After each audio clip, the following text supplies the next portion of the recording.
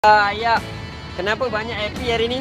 Mestilah Don. Aku baru close satu Proton Freeway tau. Tapi yang saya happy ni, you tahu customer punya income berapa satu bulan? Satu bulan punya income RM50,000 tau. RM50,000 kita tengok dia punya slip gaji RM50,000 tapi dia beli Proton Freeway. Oh ya, ni customer walaupun dia kaya tau, tapi dia bijak.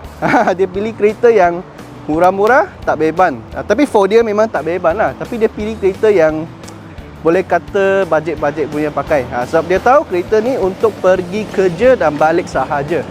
So dia ada lebih duit untuk buat saving begitu. Saya memang suka ni customer. Lagi orang dia pun tak lansi tau. Orang dia okey sahaja. Sangat-sangat okey. Lagi dia buat loan lah. Dia buat loan.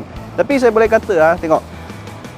Makin kaya punya orang diorang makin pandai fikir. Cara kata diorang kaya tapi diorang nak pilih kereta mahal-mahal untuk belagak. Ini yang saya suka. Okay, so untuk member-member yang gaji 1,500 hingga 2,000, korang boleh cuba beli Proton Freeway lah. Tengok orang kaya pun beli Proton Freeway. Jangan takut maklum mana tahu beli Proton Freeway tapi banyak duit dalam akaun. Okay, so kawan-kawan itu saja. Kalau korang minat Proton Freeway ataupun nak cari kereta yang bajet-bajet, sila PM dengan saya. Kita jumpa next review.